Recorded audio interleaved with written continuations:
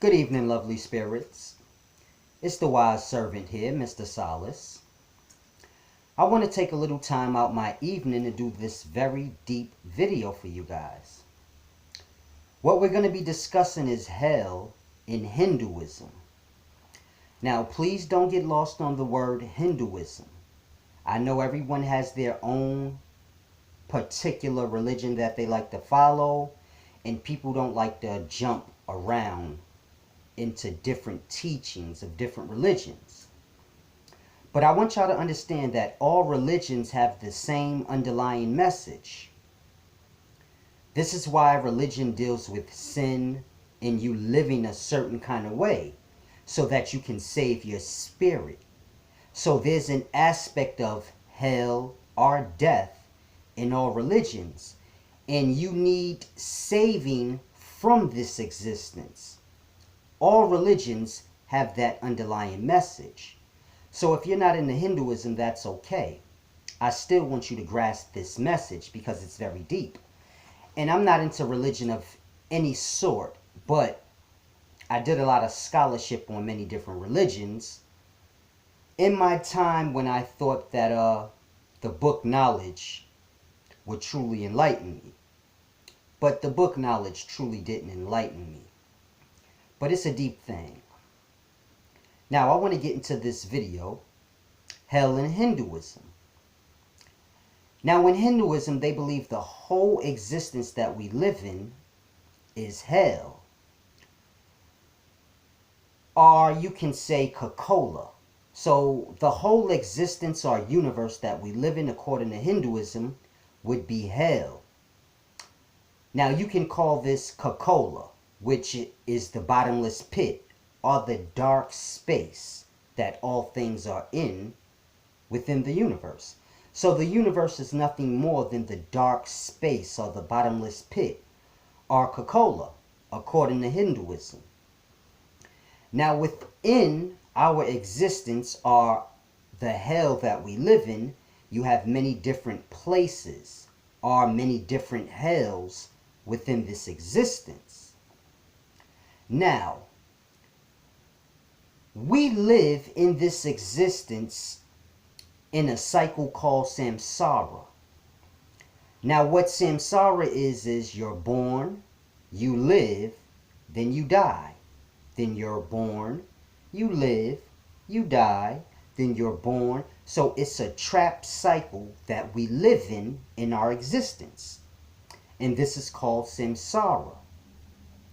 Now, when all living beings die, meaning a tree, an animal, a bird, a man, when any living being dies, they go to Naraka. Now, this is a place in hell also. There's many hells within hell. Now, when all living beings, no matter where they are, die, they go to Naraka to be judged by Yama. Now, Yama is the god, you can say, of this existence. So it's a deep thing. But Naraka is where Yama is.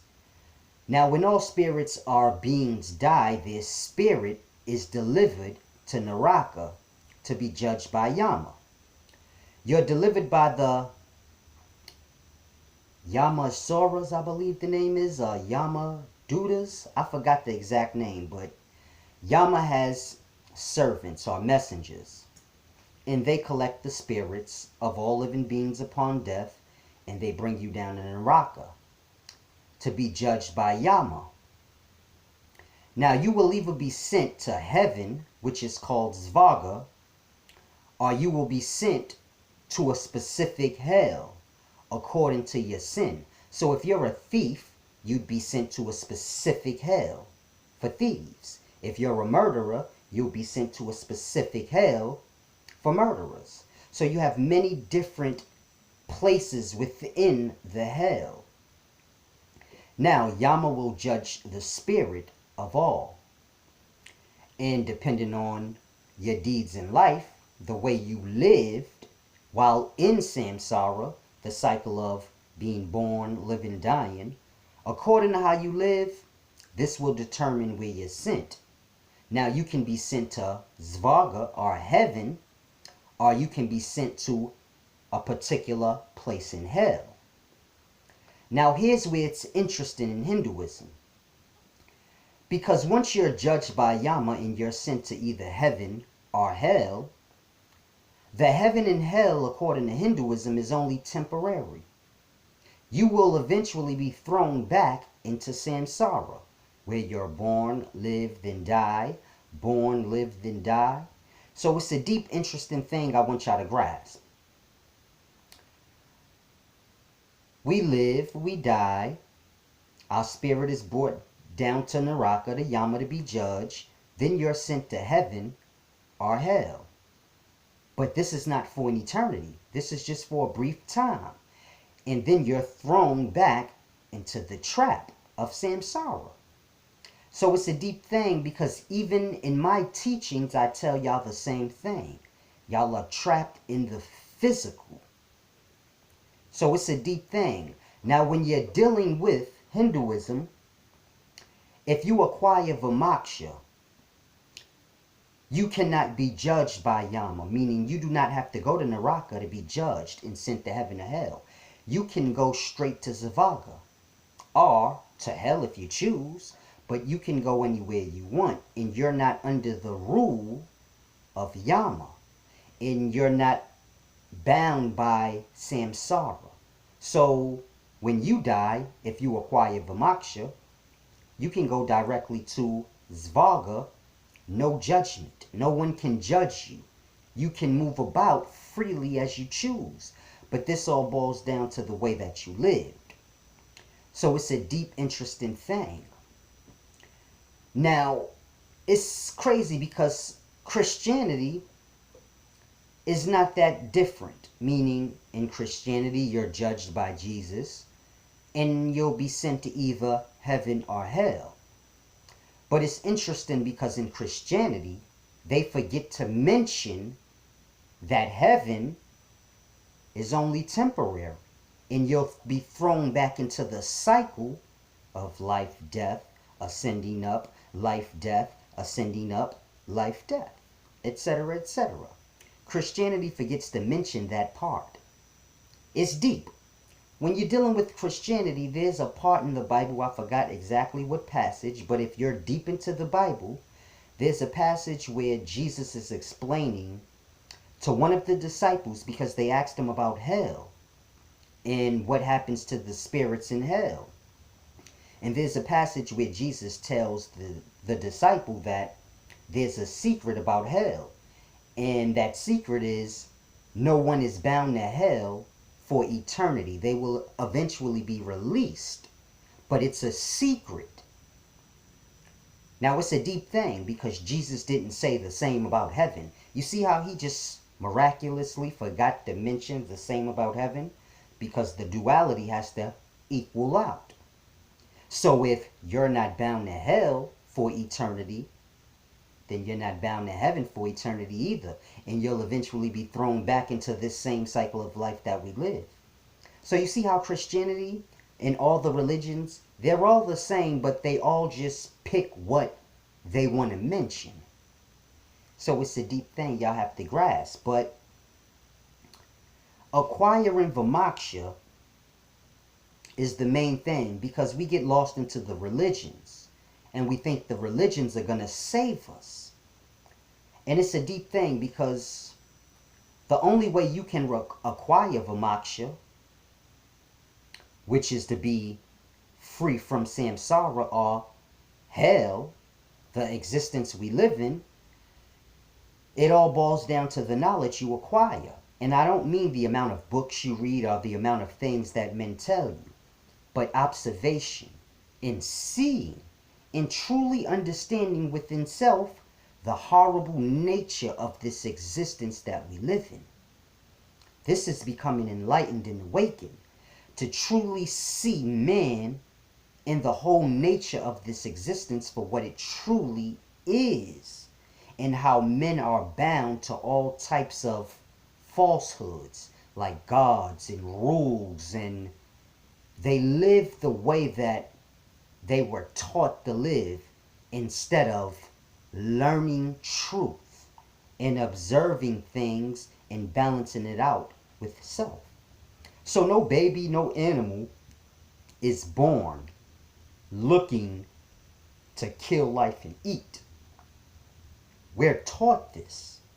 An animal in the wild, it is taught to hunt for its food. Animals don't have that instinct or nature to kill another animal to sustain themselves, but they're taught this by their elders, the older animals. And it's the same with humans. Humans would not look to pick plants and slay animals for meat to sustain themselves. A baby would naturally just accept its fate, which would be to starve to death. And it's a deep thing. This is what acquiring Vimoksha is all about. Opening your eyes and truly seeing how we fight and kill, and the life exploits the life so that you can have life. Yet death is still yours in the end. And it's a deep thing that people have to grasp. Knowledge is God. And that's the only thing that's going to save you. Is knowledge. Understanding things. It doesn't matter what language you speak. It doesn't matter how good you read or how bad you read. It doesn't matter if you're smart or dumb according to society standards. The only thing that matters is, can you observe and see the truth? Now, we're influenced by everything around us that people say, the way people act and live, the way society has its statuses, and we fall into all these different categories. All of this influences us in our perception of life. But if you can shake all of that, you can begin to see truth from a self perspective. And this is the ways to acquiring Vimoksha, or being awakened. And it's a deep thing because it's a hard thing for people to grasp. I chose Hinduism to break this down because Hinduism goes more in depth than all the other religions that we have in today's times. The other religions, they just scare you. And they basically let you know that you need saving from this existence, but it doesn't go into detail of why and where you truly are blatantly. It's like hidden, but it lets it be known that you need saving and you need to just put all your dependency into this God and he'll save you. But I like Hinduism. I like the ancient texts like Hinduism, Kemetic science, the Enuma Elish, all those ancient texts. They don't really deal with gods. We translate words into gods, and that whole order and thought process that we have of gods, we induct that into these ancient texts. But truly, Hinduism, ancient Kemetic, the Enuma Elish, which is Sumerian history, they don't deal with gods. That's a misunderstanding. They had no understanding or order like that. This is why you had so many gods in their text, because it truly wasn't gods that they were breaking down. It was just the orders. You have greater things and lesser things, and things can get lost into dominion when you have that order. Greater things are feel more dominant than less things, but this is truly not of truth if you have an understanding of the whole existence that we're a part of. Things will always be lost and flip-flopped around, but I like the Hinduism text because it breaks it down in a very simple way where people can understand. We're pretty much trapped in this cycle that they call samsara, where you're born, you live, you die, you're reborn again, live, die, and this continues to happen.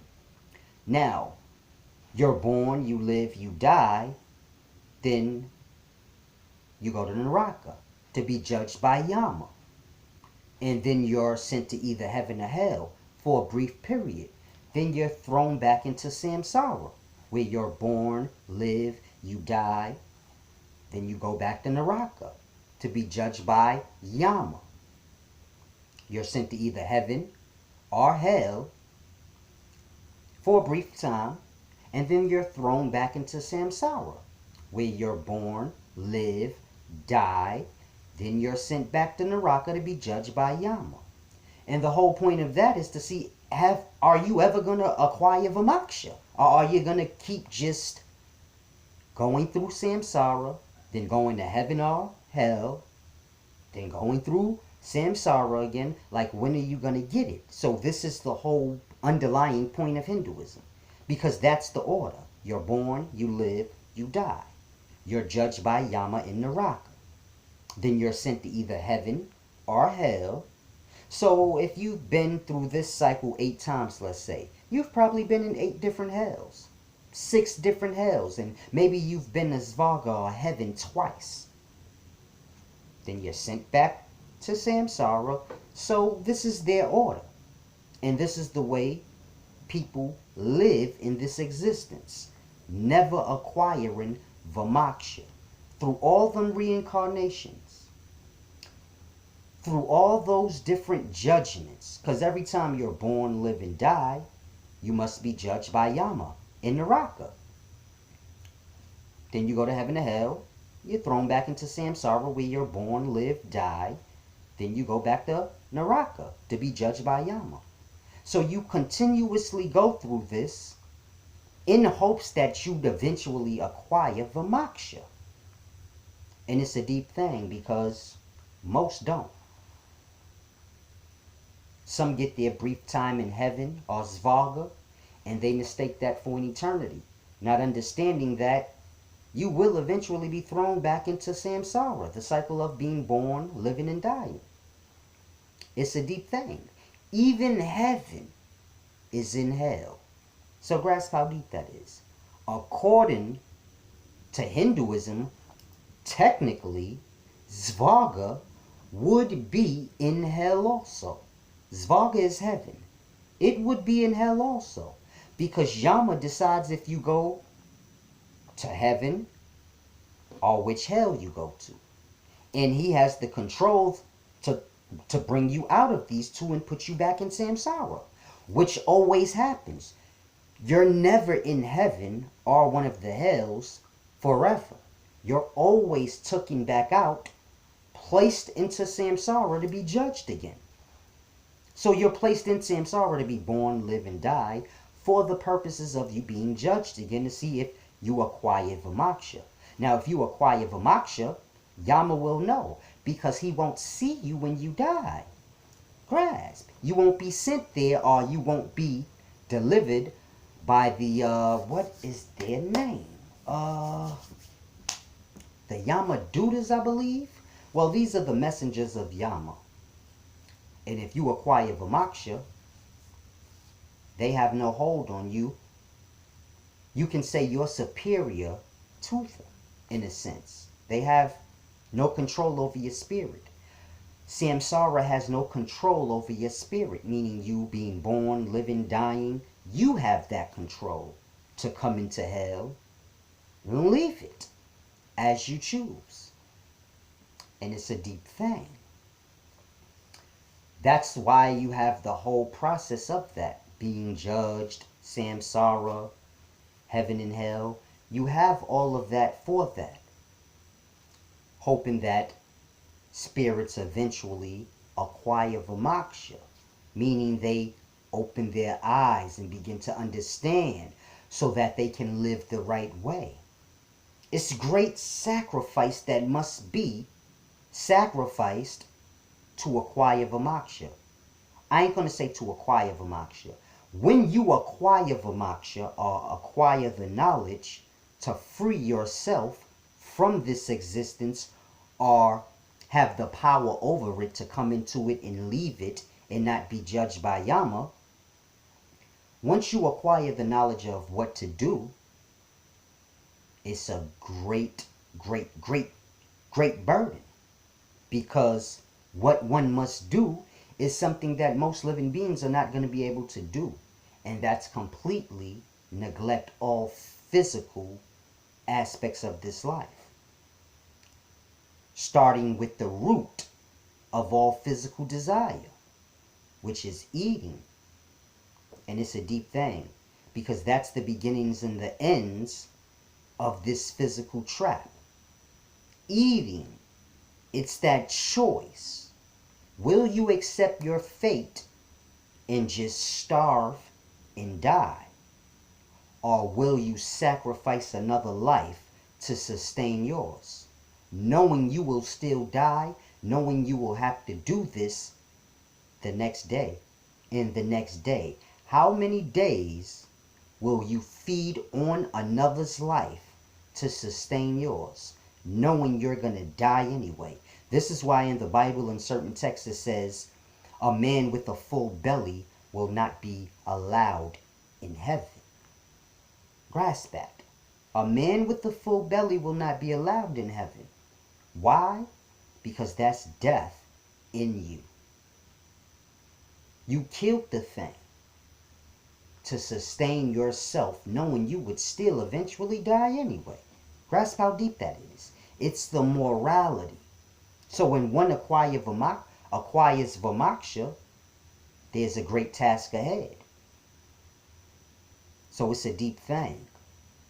All aspects of this life we live, it brings you deeper into being lost. So you're born, you have to eat, never realizing that what you're eating is the different life forms in this existence. And their time is theirs and your time is yours. And you come along and you steal their time to sustain yourself. Meaning you take their life and consume it to sustain yours, knowing that you will have to do this repeatedly and you will still die. So it's all a choice on your morality. Will you continue to live this way, or will you accept the fate? And it's a deep thing. It's your main man Solace, the wise servant. I'll come back and go more in depth. If anyone is interested in Hinduism and learning more about it, I'm not into the religion, but I mean the text of any religion that you may gravitate towards. If you want to get more into the text of your religion, because the religion aspects, the religion attaches itself to these texts. These texts have a lot of truth in it, but the religion alters this. So if you want to indulge more into Hinduism, the text, the writings, you can email me at solace031@gmail.com, and I can break a lot of this down for you. The same with Christianity, Kemetic science, any type of ancient text that you may want to dive more in deep into and get more of a solid understanding, email me. That goes for the Enuma Elish too. When I first started teaching, I came teaching with the Enuma Elish because everyone else was teaching Kemetic science or Christianity, or they were a Muslim teaching Islam, Judaism, Hebrew Israel. Everybody was teaching something. So I said, no one knows the Enuma Elish. This kind of predates all these things they're teaching anyway. So I started with that, and I started teaching and reaching for people through that, and then I went into other religions and other different ancient texts to reach others, and it's just a journey through the life of me teaching and trying to get people to grasp that we're basically in hell. We're the living dead. This existence we live in is death. It is constructed by death, meaning every aspect of it is the life or the sacrifice of a life. All things you see them because life was sacrificed. So when you see another person, you have to think how much life was sacrificed that they consumed to be around this long. The morality. They have clothes on. This comes from different plants and different animal skins, the materials of the clothes. They have on clothes. So more life is sacrificed. So it's how much life will you sacrifice before you open your eyes and realize? Or will you get lost into your greed, in your oblivion, where you just do as others do? When in hell, do as they do in hell. Will you have that mentality? Not even realizing you're in hell and you just consume food. This is why when men go into diet and they say, oh, you're supposed to be a vegan, you're supposed to be this. This is why I always critique those things. Because the truth is, eating, period, is evil. Because it is life that you're eating. The only reason you view it different is because if you don't eat, then you'll die. So your mentality is, I'd rather that die and not even deal with the fact that it's living life. I'll just call it food. So it's a selfish morality. It's a pride thing. I'd rather you die and you face death before me, even though it's my time, not yours. So this is how we are with the food we eat, the clothes we wear. It's all coming from living beings. And it's a deep thing. Because what's done on a small level is done on a large level. So somewhere in the life, men are doing the same thing to men. Feeding on the life force of men to sustain themselves. It's a deep thing. All living beings have a nucleus. And it's like a watery substance. And it's a deep thing because if you can get enough of this substance, you could extend... I'm going to just stop there because there's a lot of things that I know that y'all are too lost to grasp. But there's a lot of knowledge. Eating is a way that men figured out to extend their time. Meaning if men don't eat, their life wouldn't be that long. So if men didn't figure out, if I eat something alive, I can steal the life from it to sustain mine. If men never figured that out, men would only live 2 or 3 months, if even that.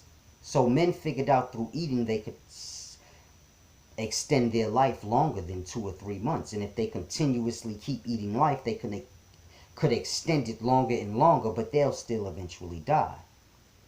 And then men got wiser and they figured out ways to extend it beyond just the food. So the food will only extend your life but so much. This is why men die 70, 80, 90, because the food has an effect on the health. So it'll only extend the life so much. Then men got wiser. They figured out a way to extend it more into the hundreds, sometimes even thousands of years. Then men